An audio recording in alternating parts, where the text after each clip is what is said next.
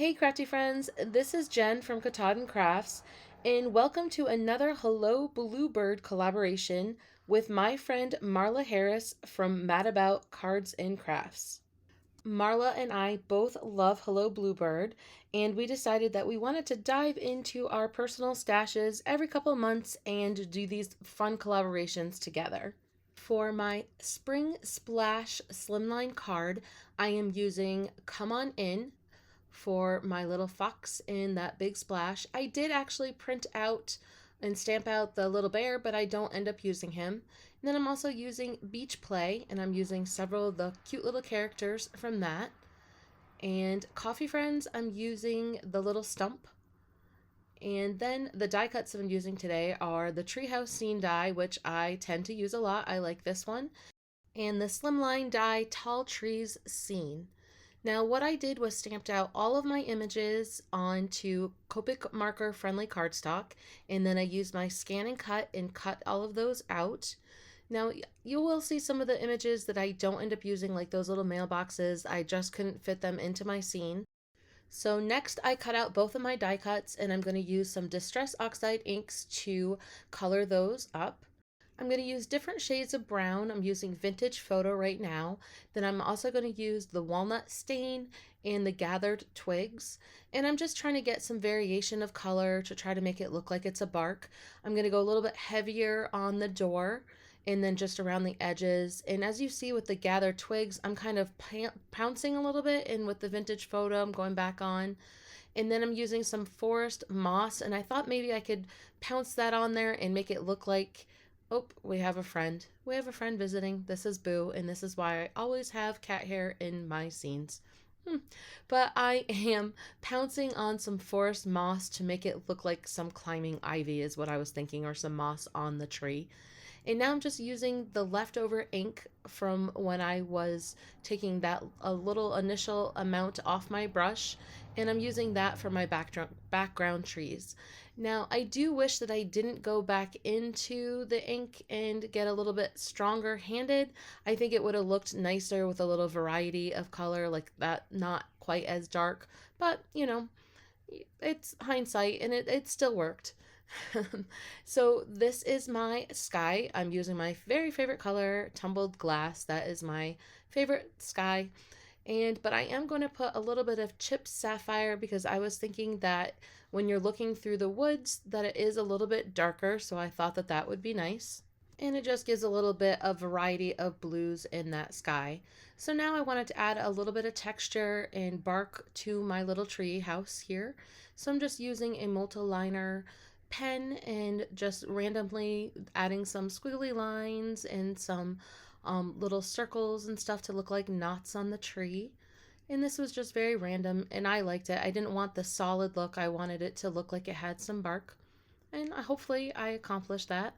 And now I'm just going to use some yellow Copic marker on some scrap pieces of paper and fit that behind each of my window to make it look like the lights are on in the treehouse. And we're going to now add our background. And as you can see, I'm going to mark those little trees, and then I'm going to trim that off. And I also trimmed one of the side trees off because it was just a little bit too big and I didn't need it there. And I'm going to glue all that down and get gluey fingers, so I will get those cleaned up and then come back and mark out our bottom scene. I don't always do this with the drawing on, but I wanted to try it, go outside my box a little bit. So I'm going to try to make some puddles and a little path that goes to their door and some grassy area, because I am looking at spring finally here in northern Maine. We do have some green grass. It's getting there.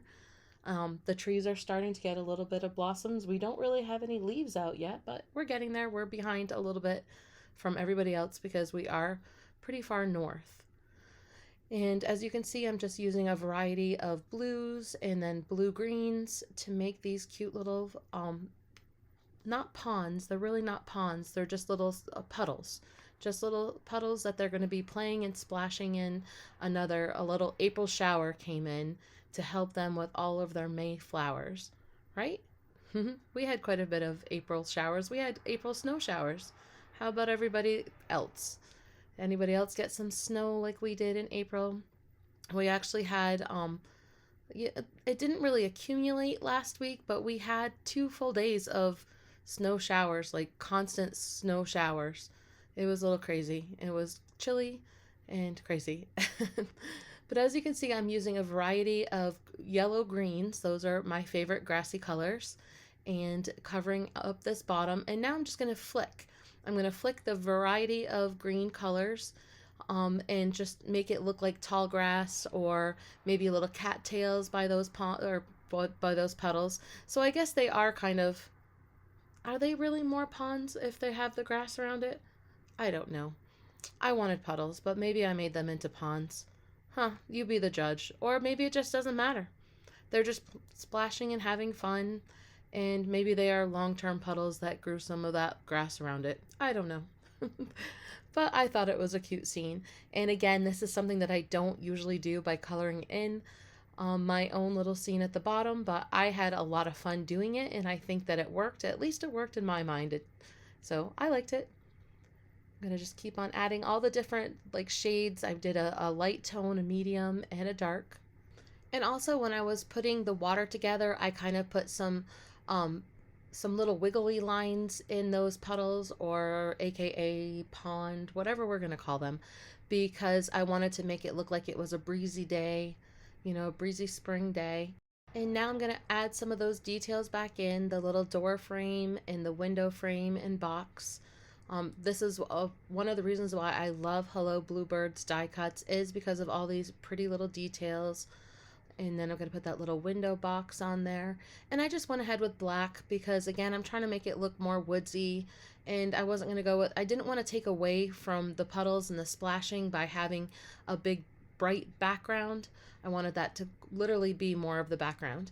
And now we had to add the splash. This was my favorite stamp, I think, with this whole thing. I love this little splash stamp.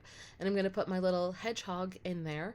I thought that was cute. And the little duck is going to go on to this little stump because he's getting ready to jump in there and join his hedgehog friend in the puddles. Yeah, we're still going with puddles. Then we got the rabbit, and we're adding a little bit of splashes around him and his little friend, the fox. And that other little duck is either thinking about going in and drying off, or he is thinking about getting back in that puddle. And we're going to stamp "Can't wait to see you, sunshine and good times" in the middle. And this is a 9x4 slimline card, which is my very favorite size. My card panel was 3 3/4 by 8 3/4, and then it fits perfectly onto that card base. And I'm adding a few yellow gems all around, and I wanted those to look like dandelions. And a few little blue-green gems in the little puddles because I just thought that was a nice, cute little touch. So thank you so much for crafting with Marla and I today. I will put the link for her card below, so please make sure you go and check that out. She is super talented and has so much amazing inspiration on her channel. So thank you again. I really appreciate everybody. I will be back on Cottage Cuts tomorrow with another fun card that I am doing for Mother's Day. So make sure you go and check me out over at Cottage Cuts. I really appreciate it. If you are not subscribed, I would really appreciate the support below. Find me on Instagram and Facebook at Katahdin Crafts. Thank you so much, everybody, and happy crafting.